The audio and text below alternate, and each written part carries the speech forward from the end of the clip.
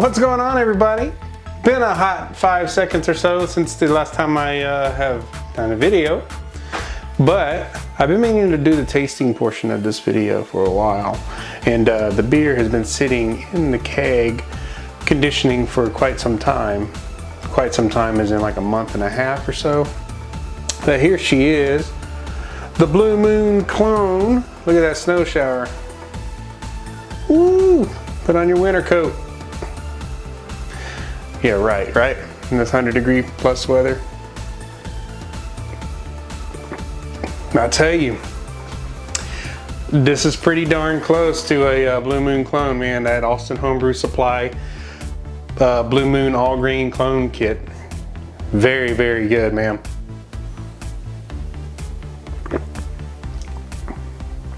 You taste a little bit of that fruitiness from that wheat. Not the wheat, but you taste a little bit of that wheat-esque flavor in there with the fruitiness from the yeast. The fruitiness is actually dialed down quite a bit, which you want. You don't want it to be too fruity in a Belgian wit, but this is really good. It's basically a Belgian beer with coriander and orange in it. And this particular beer, if you saw in the video, it used marmalade in the recipe, orange marmalade, versus other Blue Moon clones that I've done before use like zest, orange zest. But yeah, not this one. They actually, I put in 2 little jars of marmalade in the boil. And yeah, so it tastes pretty good though.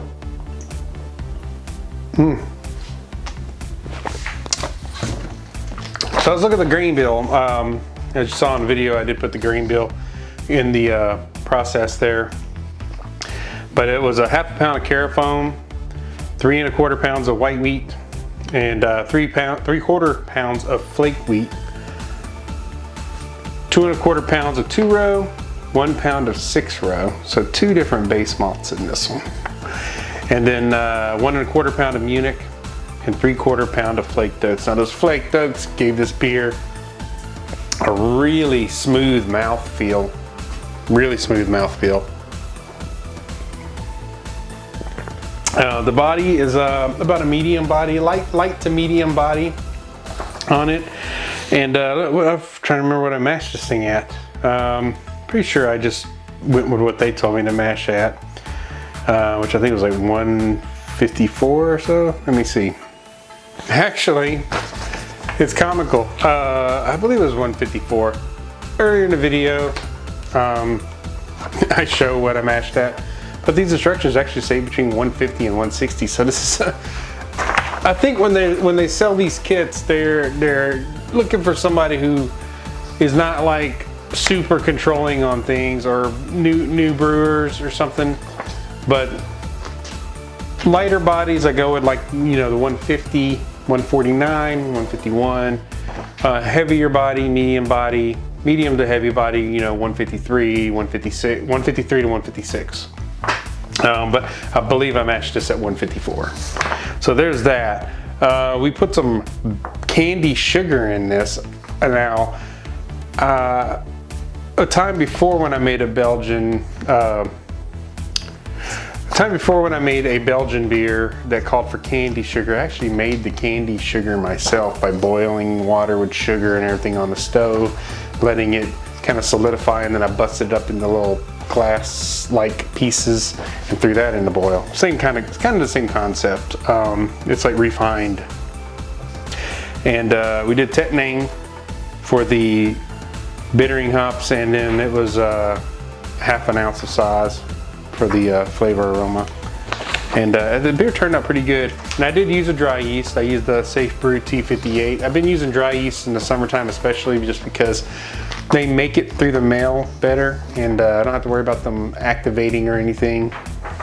So dry yeasts, and they're getting so good with the dry yeast these days. Like, you can get a dry yeast for almost any style of beer now. As before, you were kind of stuck with just, you know, US04, or US05, SO4, Nottingham. You were kind of limited on like what yeast you could use. So, but now, I mean, now they've come out with all kinds of different dry yeast strains that you can use. And just kegged it, like I said, put it in the keg, let it sit for a while. Some people have already had this beer and given me some good notes on it. It's not my recipe, but you still gotta know what you're doing. Yeah, I know, no head really on the beer. That's no fault of the beer. This is actually, excuse me, no fault of the beer. It's just we use rinse aid in our dishwasher, and yes, I know. Yes, I know.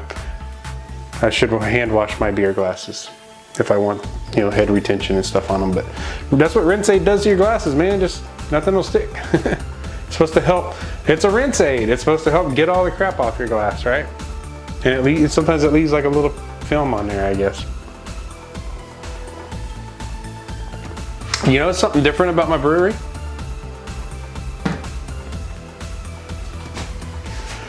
I'm actually filming on the other side of my brewery today instead of on the brewery side, because the brewery side is a complete mess because I'm doing some updates in here. One is, if you look behind me, I have a brick wall now. Is it a real brick wall? If you follow me on Instagram, you probably realize it's not a real brick wall. It's actually wallpaper. But it looks pretty good. Looks like almost like a brick wall. So I wanted to, it's a funny thing, real quick before I let you guys go. I wanted a brick wall. I was gonna actually do like facade, like clay brick, little flat clay brick pieces on the wall. My wife was like, why do you wanna do that? Just get the wallpaper. People use the wallpaper and it looks really good. And I was thinking, that's gonna look so not good. And it actually looks pretty good, even like in person. It looks pretty convincing until you actually get close up on it.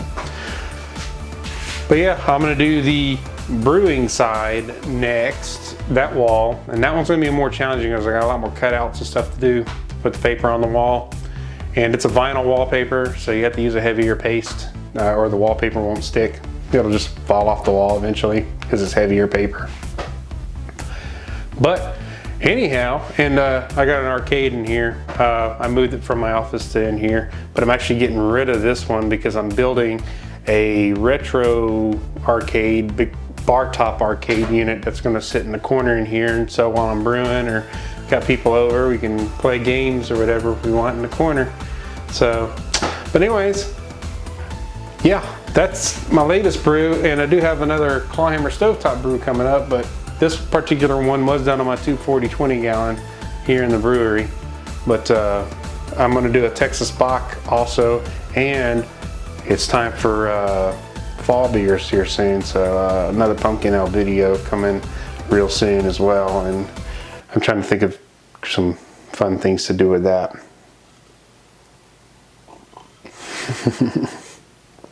Anyways, cheers to all the new subscribers.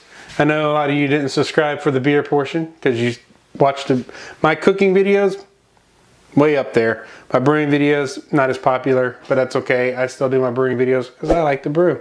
And I'm sure there's a few of you out there that like to watch them. And if you're new to the channel, you might find something new to add into your life hobby-wise. Just something new. You know, make your own beer, man.